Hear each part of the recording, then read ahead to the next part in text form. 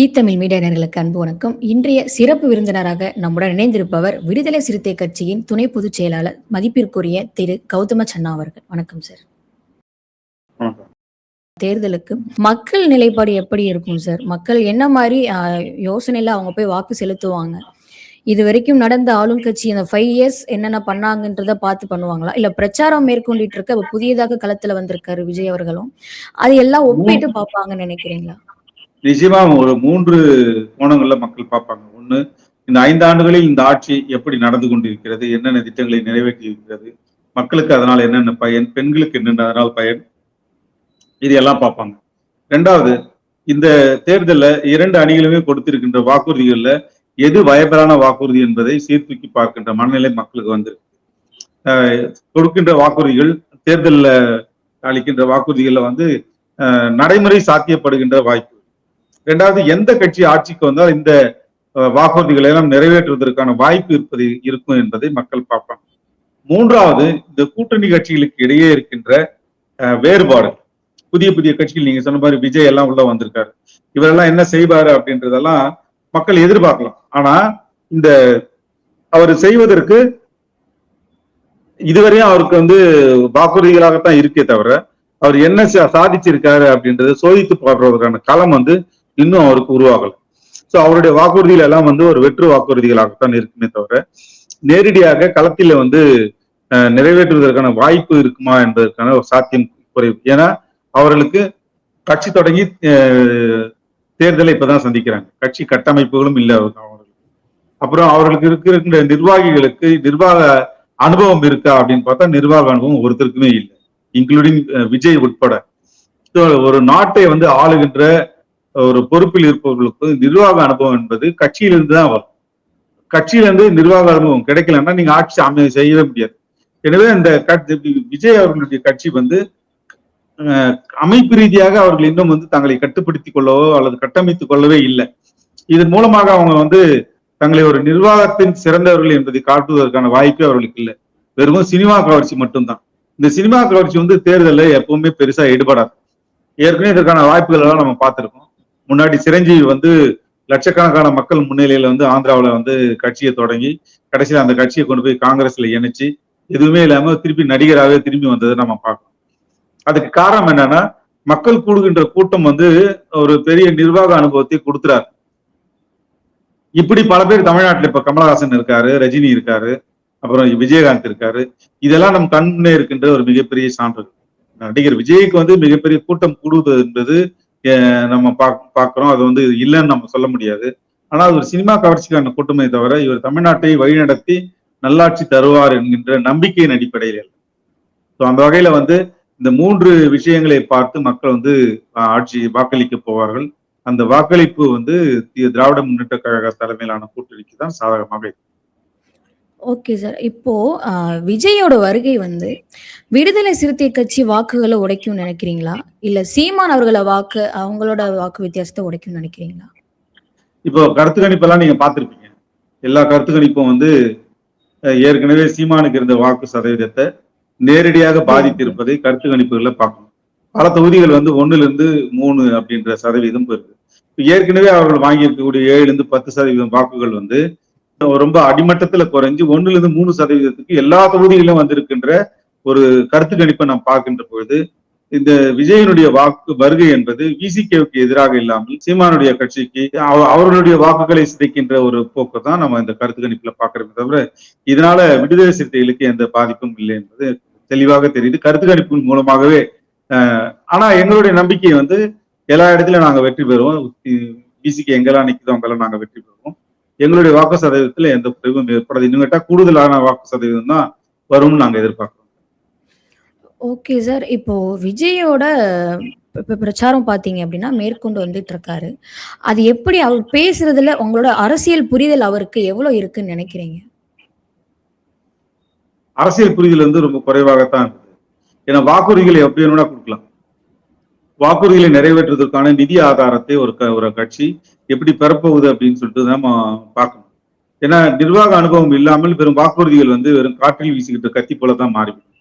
அந்த அடிப்படையில விஜயனுடைய வாக்குறுதிகள் அத்தனையும் வந்து ஒரு நிர்வாகத்தின் அனுபவமின்மையை காட்டுகின்ற வாக்குறுதிகளாகத்தான் இருக்கும். ஒரு நடைமுறை சாத்தியத்திற்கான வாக்குறுதிகள் வந்து மிக மிக குறைவாக இருக்கு. ரேஷன் பொருட்களை வந்து வீட்டுக்குள்ள கொண்டு வந்து கொடுப்பேன் அப்படின்னு சொல்றாரு. இதெல்லாம் கேட்கறதுக்கே வந்து இது எப்படி வந்து சாத்தியப்படும்? கோடிக்கணக்கான குடும்பங்கள் இருக்கின்ற இந்த தமிழ்நாட்டுல இதை போய் வந்து வீட்டுல கொண்டு போய் சேர்க்கலாம் கொடுக்கலாமா அப்படின்றதுக்கான அது எவ்வளவு பெரிய நெட்வொர்க் அதுக்கு உருவாக்கணும்.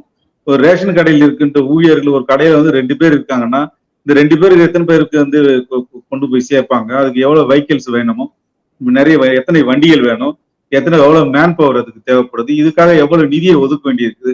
இதெல்லாம் யோசிச்சு பார்த்தா நடைமுறை சாத்தியம் இல்லாத இந்த திட்டங்களை எல்லாம் சொல்வது என்று இருக்கு இல்லையா, இது கேட்பதற்கு கவர்ச்சியாக இருக்கும். ஆனா நடைமுறை சாத்தியம் வந்து ரொம்ப குறைவாக இருக்கும். அது இல்ல சார், போலதான் திட்டம் எதுவும் இல்லாம தான் இத மேற்பொடியா சொல்லியிருப்பாருன்னு நினைக்கிறீங்களா? ஏன்னா இப்ப நிச்சயமாக சொல்றாங்க அவங்க வந்து அப்படிங்கிறப்போ திட்டம் இல்லாம சொல்லியிருக்க மாட்டாங்க இல்லையா? இல்ல நிச்சயமாக சொல்றேன். திட்டம் அவர்களுக்கு வந்து நிறைவேற்றுவதற்கான திட்டம் என்பது ஒரு நிறைய வந்து ஊழியர்களை வந்து கொண்டு வரணும், அவர்களுக்கு சம்பளத்தை கொடுக்கணும், அப்புறம் அவங்களுக்கு வந்து ஒரு ஒரு ரேஷன் கடையில இருந்து அந்த பகுதிக்கு கொண்டு போய் பொருட்களை கொண்டு போய் சேர்க்கணும்னா எத்தனை வண்டி தேவைப்படும், அதை பேக் பண்றதுக்கு எவ்வளவு பேர் வருவாங்க. ஸோ இதெல்லாம் கணக்கு போட்டு பார்த்தா ஒரு 2 பேர் வச்சு நடத்துகின்ற ஒரு ரேஷன் கடைக்கு இவருடைய கணக்குப்படி பார்த்தா ஒரு ரேஷன் கடைக்கு 50 பேர் வச்சு வேலை வாங்க வேண்டிய ஒரு சூழல். ஒரு ரேஷன் கடைக்கும் 2-3 லாரிகளை வச்சு வேலை வாங்க வேண்டிய சூழல். அப்புறம் குடோன் எல்லாம் பார்த்தா இப்ப இருக்கக்கூடிய ஒரு குடோன்ல வச்சு அவங்க நடத்துறத ஒரு 4-5 குடோன் எடுத்து நடத்த பேக்கிங் பண்ணணும்ல எல்லாத்தையும். ஸோ இதுக்கெல்லாம் பார்த்தா பிரமிப்பா இருக்குது, இது எப்படி சாத்தியப்படுத்த முடியும் அப்படின்றது.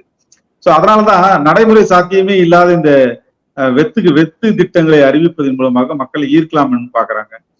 அவர்களுடைய அனுபவமின்மை தான் இந்த திட்டங்களை எல்லாம் வந்து கொண்டு வர தூண்டுது அப்படின்றத நம்ம பார்க்கணும். எனவே வந்து விஜயனுடைய வருகை என்பது ஒரு குறைந்தபட்ச தாக்கத்தை உருவாக்கினாலும் கூட திராவிட முன்னேற்ற கழகம் ஆட்சி அமைப்பில் எந்த விதமான தடையும் அது உருவாக்காது என்பது நான். Okay sir. இப்போ விஜய்க்கு வந்து பாத்தீங்கன்னா சென்னையில பெருமளவுல அவருக்கு வாக்கு பெறும் அப்படிங்கிற மாதிரி சொல்லப்படுதே, அது சாத்தியமா? மத்த மாவட்டங்களை ஒப்பிட்டு பார்க்கும்போது மெட்ராஸ் வந்து மக்கள் விழிப்படைந்த ஒரு மாவட்டம். இந்த மாவட்டத்துல வந்து மக்கள் அவ்வளவு சீக்கிரம் சினிமா கவர்ச்சிக்கு அடிபணிஞ்சிட மாட்டாங்க.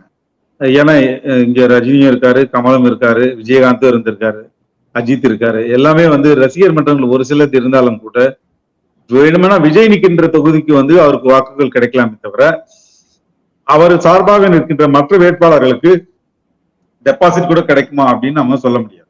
அந்த அளவிற்கு அவர்களுடைய வாக்கு வங்கி வந்து ரொம்ப வீக்கா இருக்கு. இந்த இடத்துலன்னா இனிமேதான் சோதிச்சு பார்க்க போறாங்க. எனவே இந்த தேர்தலை பொறுத்த வரைக்கும் அவர்களுக்கு ஒரு குறிப்பிட்ட அளவுக்கு ஒரு வாக்கு கிடைக்கலாம், அது டெபாசிட் இல்லாம கூட போகலாம். வெற்றி பெறுவதற்கான வாய்ப்பு என்பது மிக மிக குறைவு. மெட்ராஸ் மக்கள் வந்து ரொம்ப விழிப்புணர்வு பெற்ற மக்கள். அவர்கள் வந்து இந்த சினிமா கவர்ச்சியில வந்து மாட்ட மாட்டாங்க. Okay sir. இப்போ அதே மாதிரி விஜய் அவர்கள் பார்த்தீங்க அப்படின்னா ஒவ்வொரு பிரச்சாரத்திலையும் திரு மு.க. ஸ்டாலின் அவர்களை பத்தி தான் அதிகமா பேசுவாரு. அதை எப்படி பாக்குறீங்க? அவர் என்னதான் மக்கள் வந்து இத்தனை வருடங்களாக சினிமா துறையில ஆதரிச்சிருக்காங்க, அவங்களுக்கு நான் நன்றி செலுத்தும் விதமா தான் நான் இப்போ அரசியலுக்கு வந்து அவங்களுக்காக தான் நான் போராடிட்டு இருக்கேன் அப்படின்னு சொல்றாரு. ஆனா போற இடங்கள்லாம் சிஎம் அவர்களை தான் அவங்க இது பண்ணி பேசிட்டு இருக்காரு. அது எப்படி பாக்குறீங்க? இத்தனை ஆண்டு காலம் அவர் வந்து ரசிகர் மன்றத்தை வச்சிருக்காரு. இந்த ரசிகர் மன்றத்தின் மூலமாக இந்த தமிழ்நாட்டு மக்களுக்கு என்ன நன்மை செஞ்சிருக்காரு இத்தனை வருஷத்துல? அவர் வந்து வருஷத்துக்கு ஒரு படத்துக்கு 250 கோடி வருமானம் பெறுகின்ற ஒரு மிகப்பெரிய வருமானம் உள்ள ஒரு நடிகராக இருக்கின்றார், உச்ச நடிகர். ஆனா அவர் தனது நற்பணி மன்றத்தின் மூலமாக தமிழ்நாட்டு மக்களுடைய வளர்ச்சிக்கு இது வரைக்கும் என்ன செஞ்சிருக்காருன்னு பார்த்தா அது பூஜ்ஜியமா தான் இருக்கு. மாணவர்களை கூப்பிட்டு வச்சு அவர்களுக்கு ஒரு சின்ன தொகையை கொடுக்குறது, அப்புறம் வந்து அந்த டெய்லரிங் மிஷின் கொடுக்குது, இந்த மாதிரி சின்ன சின்ன திட்டங்கள் எல்லாம் வந்து ஒரு பெரிய விஷயம் கிடையாது. அரசியல் விழிப்புணர்வை உருவாக்குகின்ற அளவிற்கு அல்லது அரசியல் மாற்றத்தை உருவாக்குகின்ற அளவிற்கு அல்லது சமூக மாற்றத்தை உருவாக்குகின்ற அளவுக்கு என்ன திட்டங்களை தனது மன்றத்தின் மூலமாக இது வரைக்கும் அவர் செஞ்சிருக்காரு? எதுவுமே செய்யல. ஆனா மக்கள் வந்து என்னை ரசிச்சாங்க, அவர்களுக்கு நான் திருப்பி செய்யணும்னா ஆட்சி அதிகாரத்தில் வந்துதான் செய்யணும்னு ஏதாவது கட்டாயம் இருக்கா? ஆனா அவர் என்ன செஞ்சிருக்கணும்? தனது ரசிகர் மன்றத்தின் மூலமாக ஒரு மிகப்பெரிய திட்டங்களை நம்ம செஞ்சிருக்கோம். அவ்வளவு பெரிய மேன் பவர் கையில வச்சிருக்காரு. இப்போ லட்சக்கணக்கான ரசிகர்கள் கையில வச்சுக்கிட்டு இருக்கும்போது அவர்களை வந்து பல பேர் வந்து தற்குறிகள் என்று சொல்லுகின்ற அளவிற்கு அவர்களை உருவாக்கி இருக்கார். சோ இதே வந்து அந்த ரசிகர்களுக்கு கிடைத்திருக்கின்ற ஒரு இழிவு. ஆனா தனக்கு கிடைத்திருக்கின்ற அந்த வாய்ப்பை இத்தனை ஆண்டு காலம் பயன்படுத்தாமல் வீணடித்து விட்டு மக்களுக்கு சேவை செய்வதற்கு அரசாங்கம் தான் எனக்கு கொடுக்கணும் நீங்கன்னு சொல்லி திருப்பி வந்து அவர் ஒரு மிகப்பெரிய ஒரு கோரிக்கையோட வந்து நிக்கிறது ரொம்ப நகைப்பா இருக்கு, முரணாகவும் இருக்கு. அதனால விஜய் வந்து தனது நிலைப்பாட்டில் இன்னும் தெளிவு பெறல அப்படின்னு தான் நம்ம பார்க்கணும். ஆனா சார், அவர் நீங்க சொன்ன மாரி முன்னாடியே பண்ணியிருக்கலாம். பட் ஒரு சிலது பண்ணியிருக்காரு அவரு. பெருமளவுல வெளில வரலனாலும் ஒரு சிலது பண்ணியிருக்காரு. ஆனா அவங்க சிஎம் அவர்கள தான் தாக்கி அதிகமா அவரு பேசுறாரு சார். அந்த அது என்ன அந்த காரணம் என்னன்னா, பதவிக்கு எப் வரணும் அப்படிங்கிற ஒரு மோகத்துக்கா? எப்பவுமே வந்து எந்த கட்சியும் வந்து எதிர்க்கட்சியா தன்னை ஆளுங்கட்சி முதல்ல ஆளுங்கட்சியாக வர வேண்டும் என்று விரும்புகின்றவர்கள் தங்களை எதிர்க்கட்சியாக நிறுத்தி கொண்டுதான் நான் விமர்சனத்தை தொடங்குவாங்க. அது வந்து உலகம் முழுவதும் ஏற்றுக்கொள்ளப்பட்ட ஒரு ஸ்ட்ராட்டஜி. அந்த ஸ்ட்ராட்டஜியின் அடிப்படையில தான் திராவிட முன்னேற்ற கழகத்தை வந்து தொடர்ந்து ஸ்டாலின் அவர்களை வந்து தொடர்ந்து அவர் தாக்குவதை நாம் பார்க்கிறோம். இது வந்து இயல்பாகவே உருவாகுகின்ற ஒரு அரசியல் நிலைப்பாடு. இந்த நிலைப்பாட்டுக்கு ஒரு பெரிய சிறப்பு அம்சமே கிடையாது. அவர் எடப்பாடி மட்டும் இப்ப அதிமுக தலைமையிலான இருக்க கூட்டணியை வந்து எடப்பாடியை வந்து விமர்சனம் செய்துட்டு எங்ககிட்ட ஆட்சியை கொடுங்கன்னு கேட்க முடியாது. இருக்கின்ற நிர்வாகத்தில் இருக்கின்ற ஆட்சியை வந்து குறை சொல்வதன் மூலமாக மட்டும்தான் அவர்களை தங்களை வந்து நிலைநிறுத்த முடியும்.